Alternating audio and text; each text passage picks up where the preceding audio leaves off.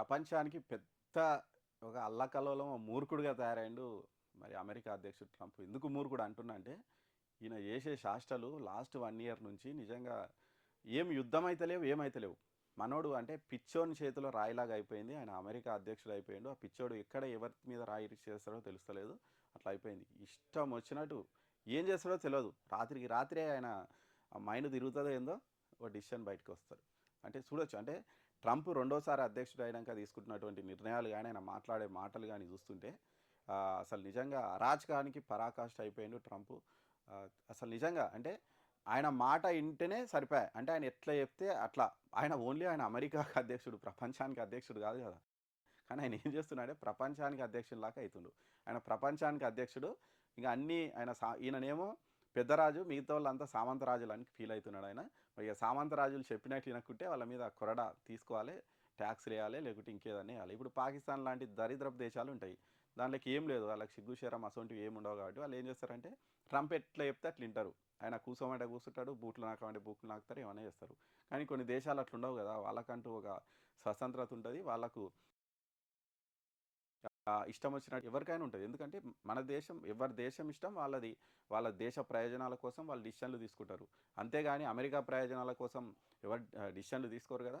కానీ ఇక ట్రంప్ మామది పని ఎట్లుంటుందంటే, అదే ఇందాక చెప్పుకున్నాం కదా, ఈయన పెద్ద ఈయననేమో చక్రవర్తి, మిగతా వాళ్ళంతా సామంతరాజులాగా ఫీల్ అవుతుంటాడు.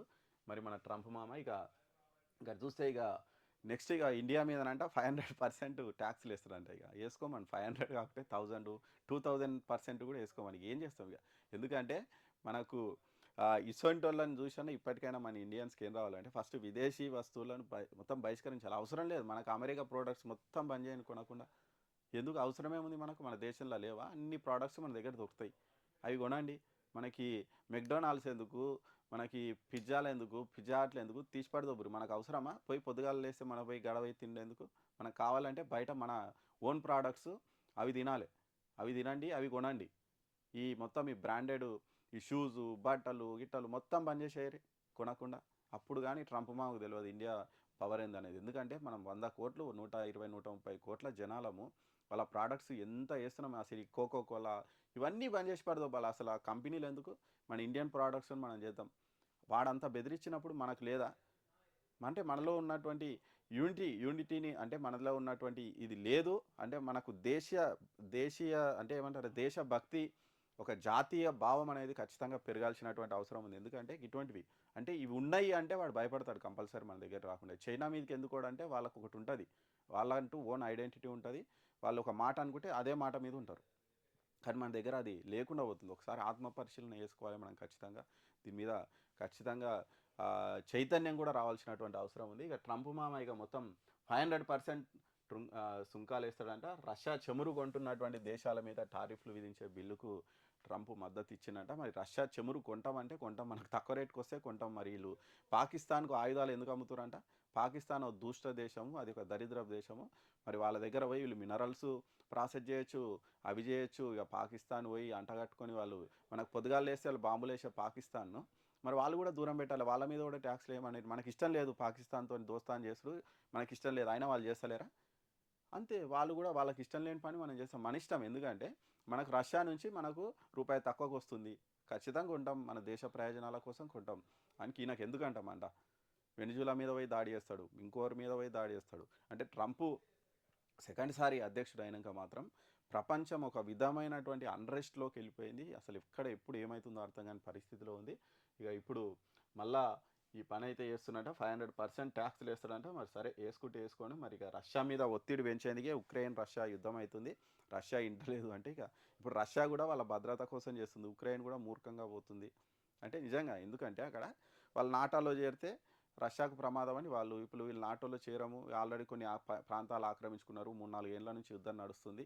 ఇక అది వాళ్ళిద్దరికీ సామరస్యమైనటువంటి పరిష్కారం కోసం ఆయన చెప్తున్నాడు, వాళ్ళు ఏమి వింటలేరు. దాని మీద కోపం, రష్యా మీద కోపం తీర్చుకోలేక ఇట్లా చేస్తున్నాడు. ఇక నిన్న చూసినాం మనం రష్యా నౌకలు, చమురు నౌకలను వీళ్ళు అడ్డుకున్నారట. అది కూడా ఒక ఉద్రిక్త పరిస్థితులు ఏర్పడేటువంటి పరిస్థితే కనిపిస్తుంది. మీరు కనుక నకుంటే మేము రష్యా ఎంటర్ అవుతాం, మీ నౌకలను టార్పిడోలు పెట్టి పేల్చేస్తామని కూడా అవుతుంది. నిజంగా ఒక అన్రెస్ట్, ప్రశాంతంగా సాఫీగా సాగాల్సినటువంటి ఈ ప్రపంచాన్ని ట్రంప్ అనేటువంటి ఒక మూర్ఖుడు ఏం చేస్తుండంటే ఇది మొత్తం ఒక అన్రెస్ట్ క్రియేట్ చేసి అంతా ఆగమాగం చేస్తున్నాడు. మొత్తం నిజంగా చూసినాం మనం నిన్న స్టాక్ మార్కెట్లు ఎంత పడిపోయినాయి. భారీగా పడిపోయినాయి. ఇవే ఈ మాటలతోటి. మనం ఈ స్టాక్ మార్కెట్లు ప్రతిసారి ఈ 1 ఇయర్‌లో పడ్డాయంటే వేరే రీజన్స్ ఏం లేవు. ఓన్లీ ట్రంప్ మావనే. అది కొంచెం పెరిగి ఏదో కష్టపడి పెరుగుతున్నాయి. మనోడొస్తాడు రాత్రికి రాత్రి ఏదో మాట అంటాడు ధడాలన పడిపోతాయి. ఇప్పటికి 4, 5 సార్లు అట్లే అయితున్నాయి. ఓసారి ఫార్మా మీద ట్యాక్స్‌లు అంటాడు. ఓసారి దాని మీద ట్యాక్స్‌లు అంటాడు. ఇక మొత్తం ట్యాక్స్‌లు ఏసుకోమను.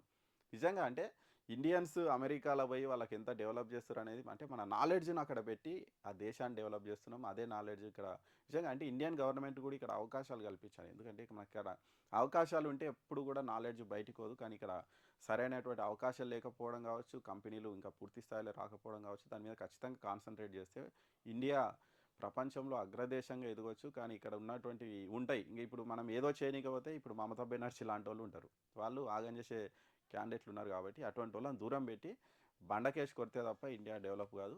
కాబట్టి నిజంగా ఈ ట్రంప్ అనేటోడు మాత్రం